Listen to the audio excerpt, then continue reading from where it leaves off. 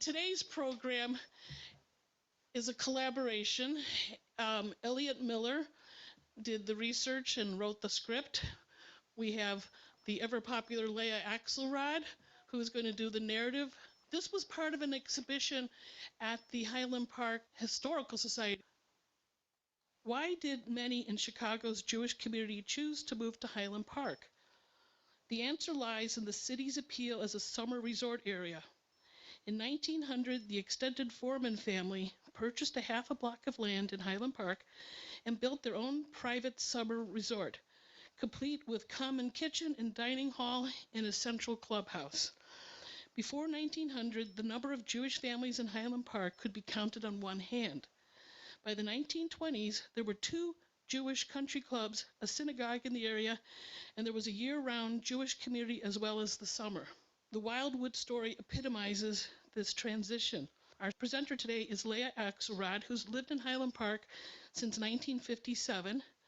Her lifelong interest in history led her to become a founding member of the Highland Park Historical Society, which has its 50th anniversary in June, and served as president for 8 years.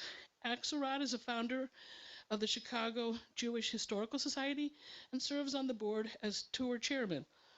Elliott Miller has served for 8 years as a commissioner on the City of Highland Park Historic Preservation Commission, including 1 term as chair, and he's also served 8 years on the board of directors of the Highland Park Historical Society, including 1 term as president, and is well known in this area as being the expert of the region of Ravinia in the town of Highland Park. This presentation is largely based on the memoirs and scrapbooks and interviews with Marion Stern, granddaughter of Henry B. Steele and Lydia Foreman Steele. And the photos are from the Schwab family album, courtesy of Patricia Stein, granddaughter of Alfred Schwab. And from the Leopold family album, courtesy of Patricia Leopold, granddaughter-in-law of Nathan Leopold Sr. and Florence Foreman Leopold. And before we start, I also want to give credit to Jean Sogin, who was also involved in the process of research and putting this exhibit together. And there are wonderful storyboards for you to look at the end. Hello, I am Marion Stern. My great-grandparents were Gerhard Foreman and Hannah Greenebaum. They were both immigrants from Germany. In 1857, Gerhard established the Foreman Bank in Chicago. It was a commercial bank in Chicago that made the Foremans with their 8 children wealthy. One of their 8 children was Lydia Foreman, who married Henry B. Steele. Their daughter, Hannah Steele Binswanger, was my mother. This is my wedding photo with me, Marion Stern, in the center, my husband, Milt Stern, and my parents, Alvin Binswanger and Hannah Steele Binswanger, behind. I'm here today to tell you about Wildwood, the Foreman, Steele, Schwab, and Leopold family resort in Highland Park. This is me as a child during the Wildwood years. Newport of the West is the description of a Lake Geneva retreat I saw recently in a national magazine. Reading the article reminded me of my family's communal summer life in Highland Park at the turn of the century. Wildwood was the name chosen in 1899 by the 4 Chicago couples, 4 siblings and their spouses. In their collective vision, they created a state-of-the-art family compound, a place where city children could know woods and fields. The wives could rest comfortably and take turns running the place, and the husbands could have a bridge game on the Chicago and Northwestern train mornings and evenings for 4 months out of the year. My grandfather's business was Steele Wendellus. It was a wholesale grocery company that was founded in 1862 by Max and Bernard Steele and a cousin by the name of Wendellus. The red brick building was connected to the old Underground Railroad tracks, which used to bring packages and raw materials from barges in the Chicago River to companies in the Loop, Chicago's central business district. The company bought produce then canned and bottled it under a number of brand names. Savoy was the top-of-the-line brand. Every sort of fruit and vegetable imaginable was canned. My mother bought food by the case, and we seldom had a meal without some canned food, followed by applesauce one night and prunes the next, and then dessert. The tea blending and the coffee roasting and blending were a large part of the business. Several downtown hotels and restaurants had their fresh roasted Savoy coffee delivered daily.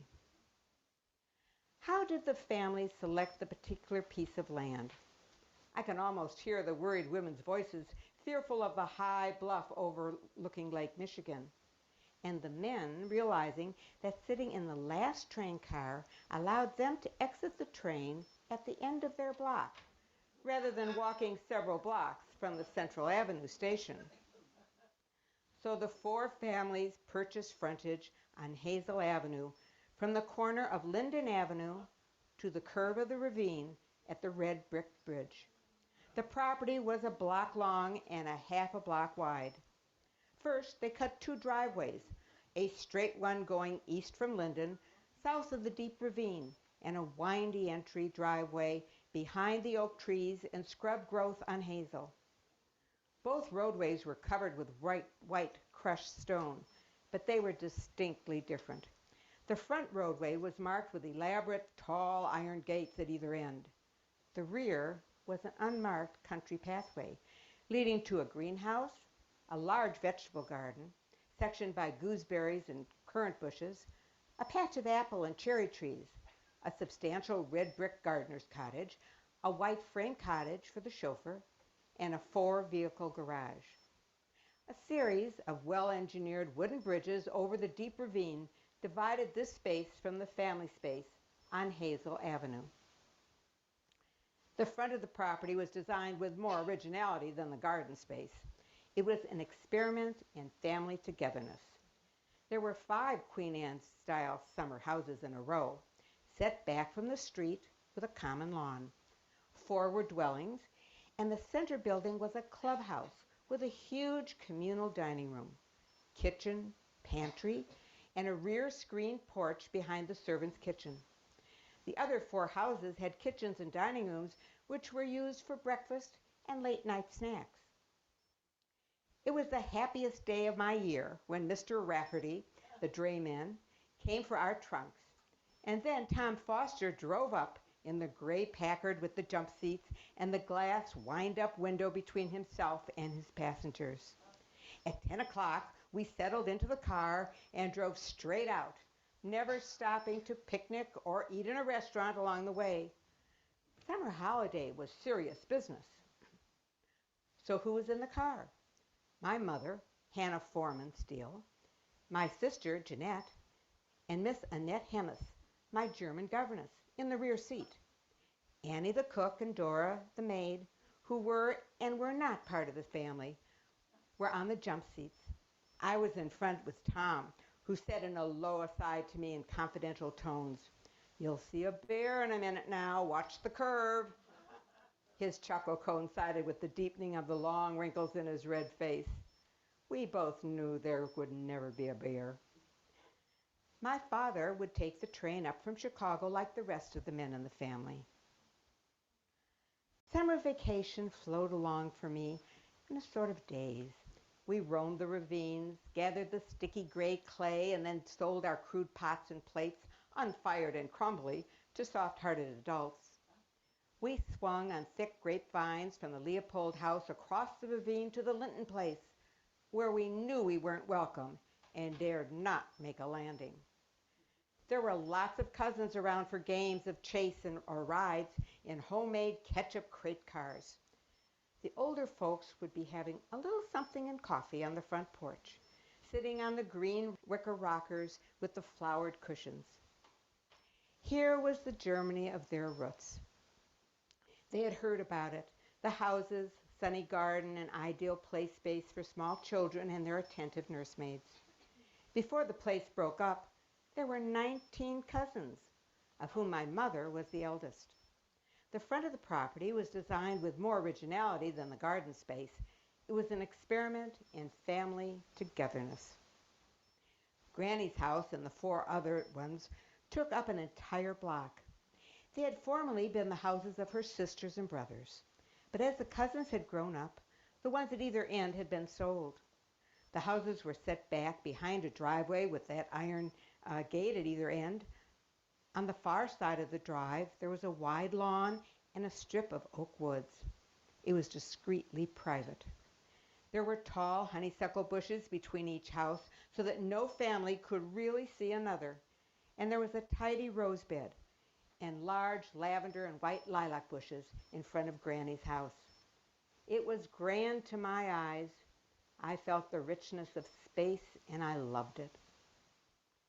I loved summer, and I loved Granny's house. It was a yellow wood house wrapped in screened porches. The front one was packed with dark green wicker furniture covered in chintz of pink peony heads and green parrots.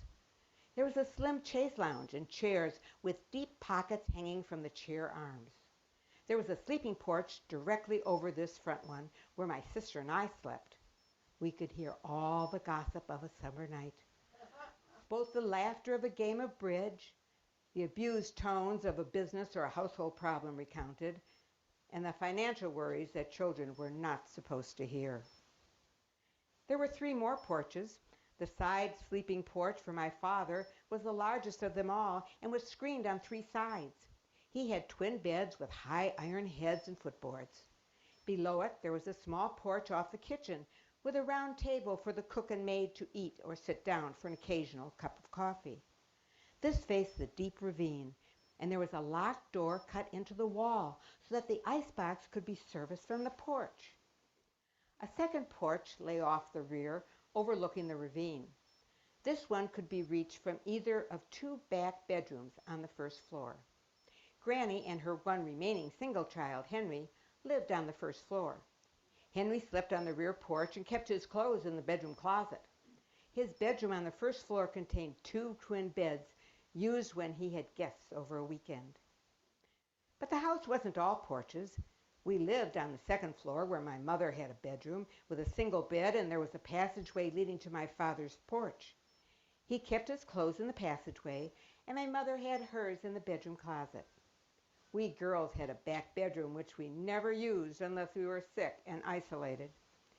Miss Hemmis had a front bedroom, one window of which looked directly onto our sleeping porch. No wonder Florence and I never whispered in the night. I talked to myself in my head. I summered there from 1916 to 1937. I remember the clubhouse looked the way Maurice Sandick would illustrate a Black Forest ogre's dining room, round tables and high-backed wooden chairs for the large family and innumerable guests. There were 6 or more brown spool-backed high chairs for the little ones. On the dark green cloth-covered walls were deer and bear heads. The room was wainscoted in thin brown-stained wood that was used in that time on summer cottages. Coffee was served 5 times a day, the usual 3 meals and the 10 a.m. and 4 p.m. breaks. It was a strong private blend called Wildwood that was sent out to us weekly from my grandfather's food distribution business.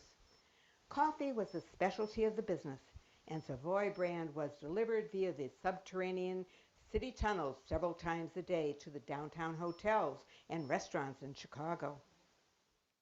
The help, as they were called, lived in tiny hot rooms on the 3rd floor.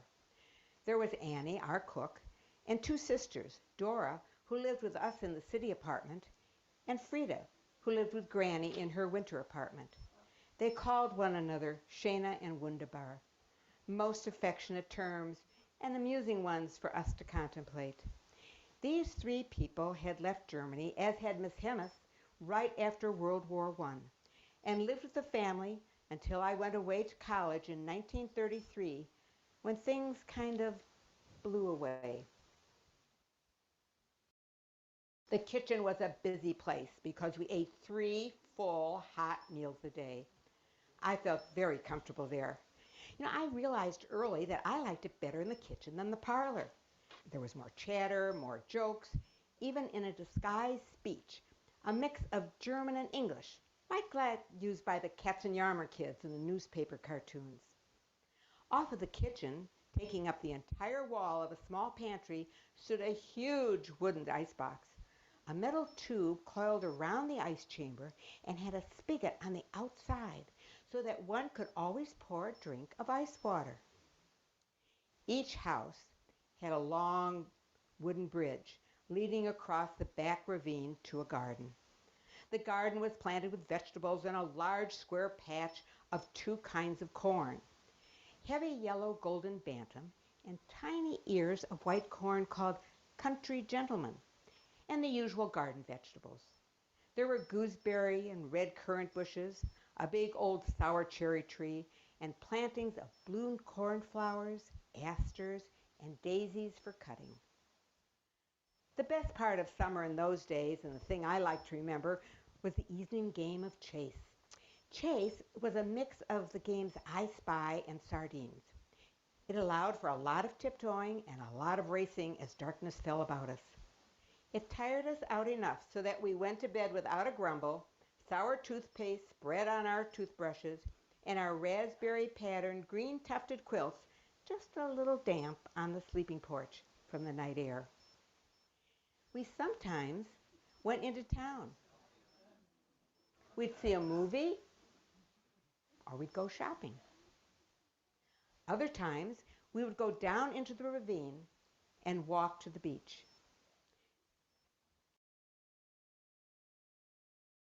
We children ate a late breakfast and an earlier dinner than the men. The women didn't appear until we were finished eating and outside playing. We turned up at Sunday dinner dressed as crisply and trying to catch on to the conversation in which we did not participate. I wonder what it must have been like for the four women who managed the summer compound from 1900 to 1920. Two were sisters, and they were very close. Two were sisters-in-law, and one of them died before I was born. The family had a need to become involved in their social environment, to make the world a better place, if only in the most minute increments. I can hear my mother saying, "We have a responsibility," after attending a meeting at the Chicago Women's Aid. I knew that she had been about some good work. Perhaps she had seen some recalcitrant politician concerning a group of people called the poor. Although Uncle Sam and Aunt Ray had no children, each one had adopted a large orphanage. Uncle Sam was a Sunday visitor to the Jewish Orphans' Home on the South Side, and he helped a number of his boys as they came of age and needed money and advice to set up in business of their own. Aunt Ray had put her car and driver at the disposal of the Cradle Society to be used whenever they needed it for one of the pregnant girls or one of the babies. Aunt Lottie had become deaf during the influenza epidemic. In 1903, as president of the Cook County Commissioners, Aunt Lottie's husband, Uncle Henry Foreman, Granny's eldest brother, had led a successful fight to save 600-acre tract of land at Cicero and Foster, known today as LaBaugh Woods. In that same year, he fought for and succeeded in authorizing the creation of an outer belt of parkways and forest preserves. He had listened to the need of his city, even as Aunt Lottie had heard the ongoing stories of the women she helped. Other aunts were around a lot. My grandmother's sister Tilly and Bertie seldom did anything without their sister Lydia's company. The younger daughter worked in the dress shop where all the aunts and my mother bought their clothes. Bee saw to it that no one bought exactly what another one had, and she always seemed to know exactly what anyone needed, so that the women felt well-dressed, seemingly alike, yet vaguely different from one another. Aunt Bertie was the most intimate with Granny, and I saw a lot of her. She and Granny could have posed as before and after pictures for some dressmaker or stylist. Bertie always groomed, corseted, manicured, made up, and dressed to perfection. And Granny in her much too long black dresses, with her hair unraveling around her wide face, the plain gold wedding band, and the short string of pearls, her only decoration. Actually, Bertie looked almost exactly like my granny. Small, white-haired, pink skin, blue-eyed, and she had lovely round cheeks and a turned-up nose, like a soft Wenrow woman. Granny could have looked just like Bertie had she dressed stylishly, but Granny always looked draggy. I think Granny felt that being a widow, she must not pay much attention to her appearance. The youngest of Granny's sisters, Aunt Bertie, was married to Uncle Alfred, a dandy of a man who looked like someone at the racetrack in My Fair Lady. They had 2 children, Robert and Hannah, a second Hannah. My mother was the first Hannah. Aunt Bertie's Hannah was called Hansie and was a beautiful woman, as was Aunt Bertie. The 3 sister aunties were together so much that they scarcely needed friends. My mother's generation was a little more distant. My generation of cousins were very separate, as we grew up and could choose our own friends. The other sister-in-law was my great-aunt Polly. She had severe headaches, was seldom seen, and died in 1921. Aunt Polly was Florence Leopold, a sweet lady with an ample bosom and a wide lap. My sister was named after her. Life at Wildwood flowed along, prescribed and fully familial, until 1937. Toward the end of the era, my college graduation supper was one of the last parties that we had there. In July 1937, I was married in front of the solid red brick fireplace, and the house was torn down that fall. There was a real breakup of the aunts, the uncles, and the cousins. It was as though it had been so much, too much, that we all scattered, and I, for one, never saw most of them again. Here is our house today on the corner of Linden and Hazel, and it is the only remaining building. That was my house. Okay. Want to tell us a little more? This is Mr. Goodman, who grew up there. And I know we have other people in the audience who were fortunate to be in one of the houses. Lori Reinstein, do you want to tell us a little bit? I grew up in the house that was nearest east, right on the ravine, and it was lovely. And my father had some idea that the area was called Wildwood because he used to refer to our house as Wildwood. But the house, our understanding was that originally it did not have a kitchen. And it had been, when my parents bought it, it did have a kitchen and it had been remodeled.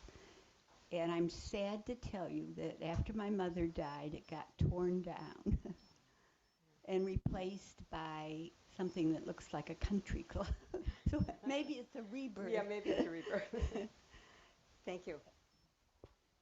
Well, the first families that lived there really did all the heavy cooking in the clubhouse. It was the second generation, Marion generation, where they had used more of the kitchen that they had within their own home. Are there any other questions? We have Elliott Miller here and Jean Sogin, and I think that they are the experts who can probably answer some of your other questions. Okay, how did we end up to a much larger population? People discovered the North Shore, basically. Transportation became much easier. There were families that came, year-round families that were now in Wilmette and Winnetka. Their families thought they were crazy because they were out in the country. They didn't have paved roads. This is Jean Sogin. Is this working? Yeah. I think we never outgrow high school, and the Foremans never outgrew high school. They were the leaders of the Jewish community in Chicago, that they were members of the Standard Club, they were founders of synagogues, they were totally the movers and shakers. Any major event, Jewish event in Chicago, the Foreman siblings were there. And when they moved out to Highland Park, suddenly that put Highland Park on the map. So that's the one piece of it. And the other piece of it was the starting of Lakeshore Country Club in exactly the same kind of period. I think Lakeshore started in 1908. So suddenly, the absolutely in thing to do was to have a summer place in Highland Park and join the country club. And then very slowly from about 1905 roughly until the stock market crash, people realized that if the husband was willing to take that longer train run into the city, they really could live out here. But then after the stock market crash, people figured they didn't have to have two houses anymore, and a really good way to economize was to move out to Highland Park. So the answer is that it happened. It was sort of a snowball, but the first little piece of the snowball of German Jews coming to Highland Park was the Formans. The other thing I wanted to add was that the Marion Stern's grandparents, who were these siblings, were just incredibly family-minded, that they got the idea for Wildwood the year that their dad died, and they all got this inheritance. And so 4 of the siblings built the houses, their summer homes right next to each other. And Henry Foreman, the oldest, rented houses in Highland Park. He didn't own it, but there were 8 kids. And even though only 4 of them owned here, the others would also be coming up regularly. And I mean, it sounds to me like sort of a utopia. And I think in Marion's memory, it was also a kind of like that to have all of these aunts and for her great aunts and uncles who were that close and that committed to having the kids have this really wonderful summers where there was horseback riding and swimming, and it really was a private resort for their family. And also the other part of your question of how did it happen that the other Jews came, that there was nothing better if you were a German Jew in Chicago to get a weekend invitation to Wildwood, so that it wasn't just the immediate family or the extended family. It was, as Gilbert and Sullivan says, and all of their sisters and their cousins and their aunts and all of their friends. That the reason the clubhouse was that big was that it was a constant house party. I just wanted to make an interesting observation that for centuries the first institutions that a new Jewish community would found were either the burial society or the kosher butcher or the synagogue. But in Chicago's North Shore, the first Jewish institution that was established was a country club. Where was and what happened to the first synagogue? First synagogue, North Shore, yes, and it was actually, right, Sinai sent a rabbi out once a month, and the families would get together. There was a family, and I can't remember her name, this early couple that moved to Winnetka. She had Sunday school every Sunday, and right near where Nutra High School is, and the road was not paved. You know, it was just a country road. But it was the 1919 that children had to have proper education. But it was out of that early 1920s association with Sinai that these people had that eventually North Shore Congregation was developed. This picture was taken the day that the exhibit that I just read and that you've seen opened, and you'll see the storyboards outside. This is the mountain bands are living here now. This is where Bruce Goodman grew up, and it was a wonderful Sunday afternoon. The mountain bands hosted it. They had a hot dog and hamburger picnic, and then those who wanted to could actually stroll from there over to the exhibit. The others drove. So this was a wonderful way of really showing Marion how much we appreciated her and the rest of the family sharing their memories with us. I recently met a member of the Steele family, and he told me that he's a young man. He's about in his 30s, and he said he didn't know anything at all about his connection to the Formans growing up, because primarily his understanding was that after the Bobby Franks murder, which involved, of course, Nathan Leopold Jr., that the family ties all sort of dissolved. I wonder if you can speak to that at all. I can't speak to that specifically. It's just that the second and third generation did not remain close. They said that they sold off to the cottages, homes. One was destroyed in a fire, and so you had diminishing numbers getting together. And I think those items, that you spoke of, certainly had their effect on the family. Oh, they were in Hyde Park. Yeah, Hyde Park, Kenwood area. Yes, south. Well, I really appreciate your attention. I'm going to be I'll stand out here in the hall if you have any other questions while you leave and let the next group come in, and it's really been great. And thanks to Kathy Lambert for putting this all together, and Elliott for his research and his photographs, and Jean Sogin. After 1920. Because in the discussion, already Marion Stern remembers the kitchen in her cottage, it's a 13-room Victorian home. But they were cooking all their meals there at that time. Yes? Well, they would spend just the summers there, like from May to October or something like that? Or Yeah, they would go out in the warm, when the weather got warm. yeah. When did they become winterized? That I don't know. Bruce Goodman was here during the first, and he grew up in his home. So they tore their house down. The Stern house was torn down in 1937. One of them burned. Yes, and Laurie was here at the first time. So there were two, and now there were two. The one burned. The clubhouse was torn down. Marion Stern's house was torn down, and Laurie's family is gone. Is a new house. Did they conceive of this idea before Wildwood was built with a communal eating area, or did it just kind of organically? Oh, that was all planned. So that the women wouldn't have to each worry about the big evening meal in their own home, kind of thing. I don't think they had that in mind. They knew there were places they weren't welcome, and so that's why they bought their own property, built their own, sense of community there.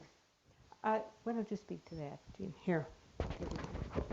Okay, I'm going to go up so I don't interfere with yours. I'm Jean Sogin. I did some of the research for the Wildwood exhibit. The Foremans were the leader, some of the leaders of the Highland Park the Chicago Jewish community. They lived in Hyde Park, and what they did, they were just truly the style setters. So they came up to Highland Park in 1900, and the other group that came up sort of separately was the Spiegels and no, not the Lobes. The other people who founded. Rosenwald came up later. The other people who founded Lakeshore Country Club, that there were about 4 families who decided they needed a country club, and they came up to the area right around Lakeshore, and that was 1908. So between these two early adapters, a